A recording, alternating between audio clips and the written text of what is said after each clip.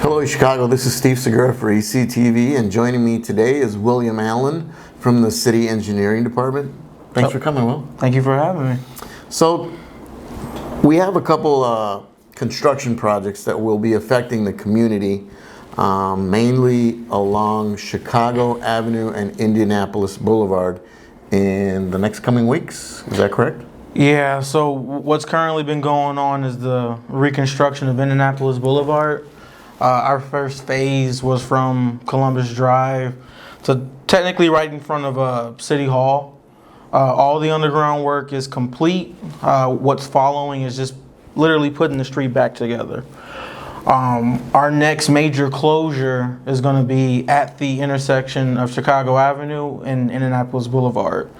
So that will be a full closure. All the utilities underground need to get replaced, and then the asphalt and concrete work on top will also follow after that. So we're expecting the closure to last about 2 months. It'll start September 11th. So between now and the next few days, folks will start to see some MOT or maintenance of traffic. Material, cones, barricades start to be put up in preparation for the closure. Okie doke. Well, and speaking of Indianapolis Boulevard, I just want to remind the community, this project is going to take a couple years, correct? Years. We're already 1 year in. Yeah, we're 1 year in, but with that, I'd like to remind you that there are some local businesses that need your help and support to stay alive along the way. One being La Chiquita, Mi Jalisco, it's a taqueria, and Northwest Industrial Specialists. You have Saul's, and Five Funeral Home is affected along the area. I believe Bomb Records is another one. There's a gas station right there, and am I missing any Centier Bank. Centier Bank. Fiesta del Sol. But we ask you to patronize those businesses and help support them to stay open during this construction phase. I know it's been difficult on everybody, but once again, we like to support our local vendors and businesses, so we ask you to do the same. I know there's more construction projects that are going to be affecting the community. What else do we have going on? We also have a number of concrete sidewalks, some pavement maintenance program that we have going on right now, where you'll start to see some crack sealing be performed on some of the asphalt throughout the neighborhoods. They'll come through, apply a tar solution over the cracks, put kind of like sprinkle some type of material over the top of it to keep it in place, and then a month later they'll come through with a seal coat to give it all one uniform color. So after they did the lines in my neighborhood recently, or the tar sealing.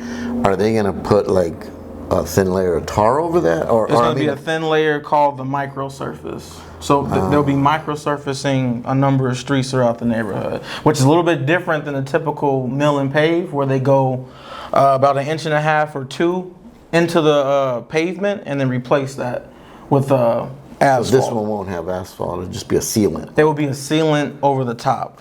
Got it. Less intrusive than what you would see with a mill and pave. Okay, that's one of the questions I had as a resident. I'm like, okay, you can see all the lines kind of going over all over the place. Yeah. But, I mean, it's not the prettiest thing in the world. It's not the prettiest to begin with, but when it's all said and done, it'll look perfect. Well, that's good. Is there any other projects coming up that'll affect the community and the travelers in the area? I mean, technically we do have an NDOT job that's currently going on right now at the intersection of Railroad, McShane, and Columbus Drive. That work is estimated to be completed by September 18th. Okay. So that will kind of help out the neighborhood, especially with our closures happening on Indianapolis Boulevard, to kind of mitigate and redirect traffic so that we have less of a traffic mess in the area. So right now, beginning September 11th, just get ready for, you said 2 months? About 2 months. Indianapolis and Chicago Avenue will be closed. Now, what are the routes that people can take to go around that? What's the recommended routes? So for truck traffic, we've coordinated with the city of Hammond to utilize some of their truck-friendly routes, as well as some of the ones that exist here in East Chicago. So state roads in Hammond can be used, like Calumet Avenue.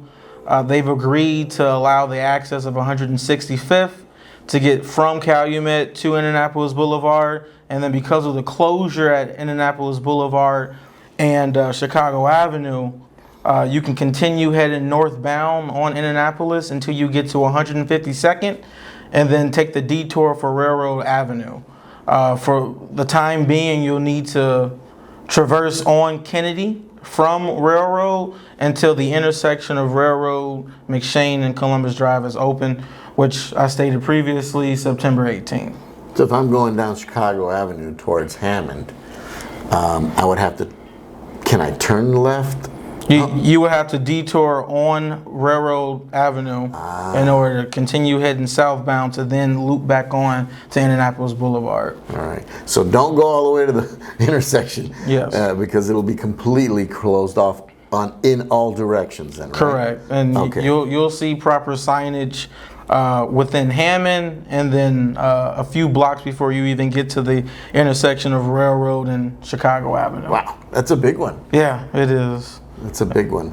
So, like I said, if you go down Railroad Avenue, you can go around and then cut over, and I guess you have to go through the side streets, really. There's no other way, right? For local traffic, but For truck local traffic, you'll have to use Railroad Avenue, Indianapolis Boulevard, Kennedy Avenue, and Chicago Avenue where you can.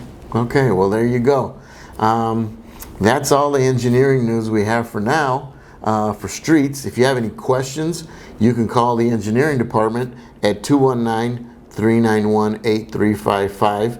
If you have any further questions, once again, this is William Allen that was joining us from the engineering department. Thank you very much. Thank you.